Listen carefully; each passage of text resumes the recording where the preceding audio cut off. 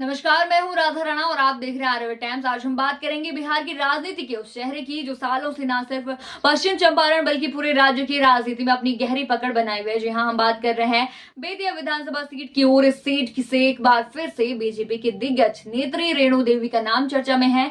बिहार विधानसभा चुनाव 2025 जैसे जैसे करीब आ रहा है, राजनीतिक हलचलें तेज होती जा रही है। हर दल अपने पुराने चेहरे को दोबारा मैदान में उतारने की तैयारी कर रहा है और नए चेहरे को परख रहा है। बेतिया विधानसभा सीट पर अब ये लगभग तय माना जा रहा है कि बीजेपी की ओर से इस बार फिर रेणु देवी ही चुनावी मैदान में उतरेंगी। रेणु देवी सिर्फ एक नाम नहीं बल्कि बीजेपी की महिला नेतृत्व की पहचान बन चुकी हैं। राष्ट्रीय स्वयंसेवक संघ से लंबे समय से जुड़ी रही रेणु देवी ने न सिर्फ संघ के नागपुर स्थित प्रशिक्षण शिविरों में भाग लेती रही है बल्कि केंद्रीय गृह मंत्री अमित शाह की लॉबी में सबसे मजबूत महिला नेता के तौर पर जानी जाती है। रेणु देवी को अगर बेतिया की राजनीति का सबसे सशक्त चेहरा कहा जाए तो यह गलत नहीं होगा। 2000 से लेकर 2020 तक वे 5 बार इस सीट से चुनाव जीत चुकी हैं।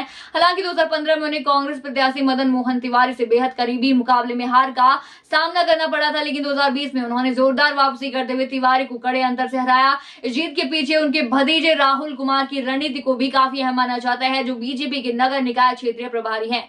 2020 की जीत के बाद राहुल ने एक बार फिर क्षेत्र में अब जनसंपर्क अभियान शुरू कर दिया है। उनके अलावा बीजेपी के ही दीपेंद्र शराफ भी जनसंपर्क से जुटे हैं, जिन्हें पश्चिम चंपारण के सांसद डॉक्टर संजय जायसवाल का करीबी माना जाता है। लेकिन पार्टी के सूत्रों की माने तो रेणु देवी का नाम इस बार लगभग फाइनल हो चुका है। केवल एक ही स्थिति में बदलाव हो सकता है, अगर पार्टी उन्हें किसी राज्य का राज्यपाल नियुक्त कर दे। ऐसे में ही किसी और दावेदार को मौका मिल सकता है। दूसरी तरफ महागठबंधन की बात करें तो कांग्रेस के पूर्व विधायक मदन मोहन तिवारी फिर से चुनाव लड़ने की तैयारी में है। उन्होंने भी अभी से जनसंपर्क अभियान तेज कर दिया है, यानी एक बार फिर बेतिया सीट पर वही पुराना मुकाबला रेणु देवी बनाम मदन मोहन तिवारी।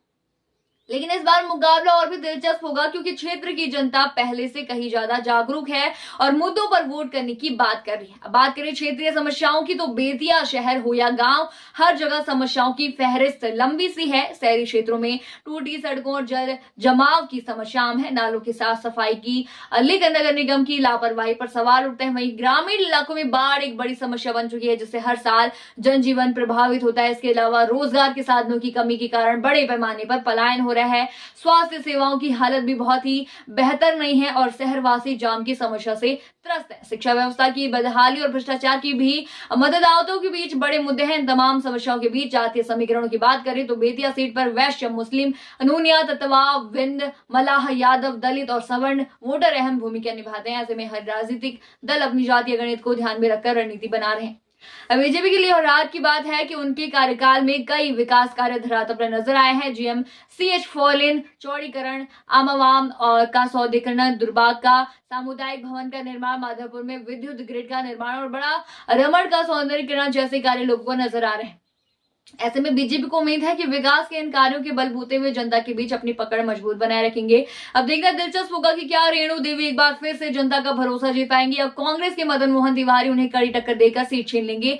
आप क्या सोचते हैं इस पूरी मुद्दे पर, हमें कमेंट सेक्शन में जरूर बताइए और बने रहिए आर्यभट्ट टाइम्स के साथ ही चैनल को सब्सक्राइब करना न भूलें और हमारी फेसबुक और वेबसाइट के साथ भी जरूर जुड़ें।